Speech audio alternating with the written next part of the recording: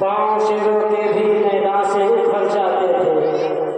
मुझसे सरकश हुआ तो बिगड़ जाते थे। तय क्या चीज है, हम तो उससे भी डर जाते थे। हजरत मोहतरम, हिंदुस्तान की गुलामी का दौर, अंग्रेजों के हिटलरशाही का बदनुमा राग है, जिससे तारीखे इंसानियत को कभी भी निजात नहीं मिल सकती। धोखेबाज जालिम अंग्रेजों की गुलामी से निजात पाने के लिए और अंग्रेजों के छक्के छुड़ाने के लिए जो सबसे पहले मैदान में हाजिर हुए, जो सबसे पहले मैदान में मौजूद हुए, जो सबसे पहले मैदान में लबैक कहा, वो हमारे ही आबा व अजदाद थे।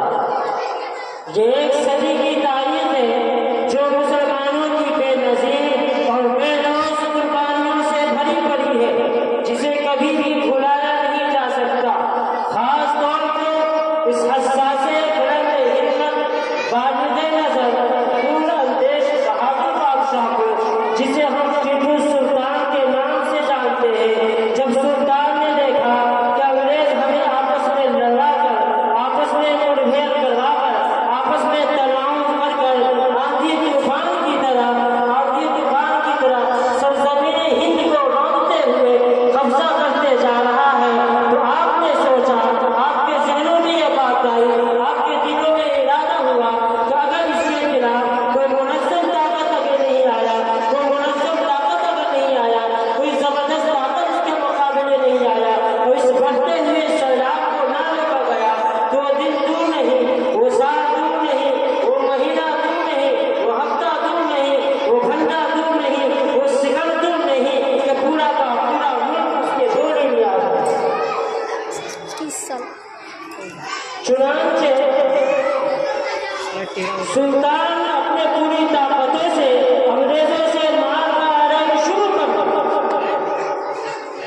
अंग्रेज ये जानते थे कि रास्ते का जो आड़ है, रास्ते का जो ईंट है, रास्ते का जो चट्टान है, उसी टीपू सुल्तान है। जब तक टीपू सुल्तान का हयात रहेगा, जब तक टीपू सुल्तान के जिस्मों में जान बाकी रहेगी, उसके जिस्मों के हर जुज़ में, उसके जिस्मों के हर नस में, उसके जिस्म के हर अज़्म में जब तक जान बाकी रहेगी, कभी भी हम अपने कामयाब में, कभी भी हम अपने नापाक इरादों में, कभी अपनी बुरी ख्यालों में कामयाब नहीं हो सकते।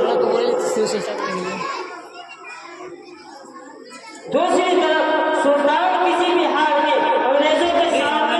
अपने देखने को तैयार न थे और अपने ताकतों के साथ अंग्रेजों से मुकाबला करते रहे, अंग्रेजों से मुकाबला करते रहे। बादशाह के यह कोई मशहूर भी है कि दीगर की 100 साल की जिंदगी से बेहतर शेर की एक दिन की जिंदगी बेहतर है। अफसोस अफसोस,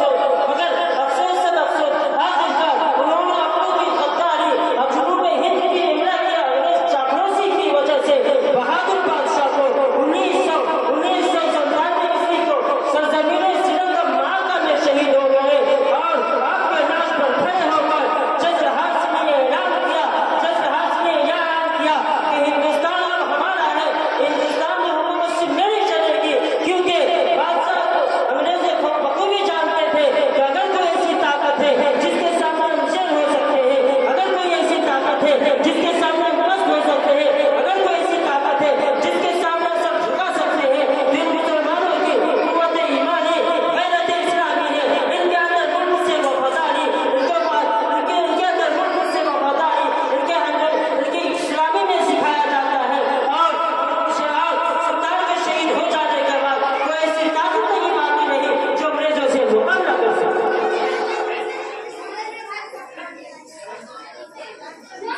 आखिरकार 1857 ईस्वी की अजीम बगावत से पहले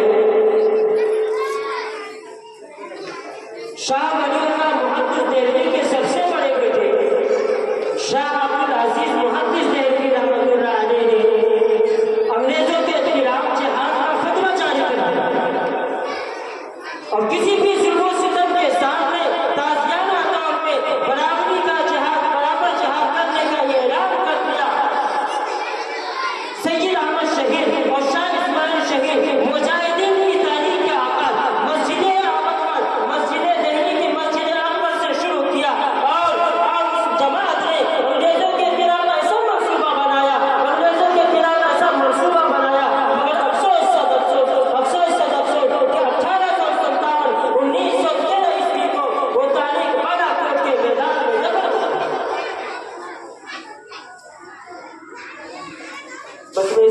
अपने शब्द को खत्म करता हूँ आपके आवाज में कोई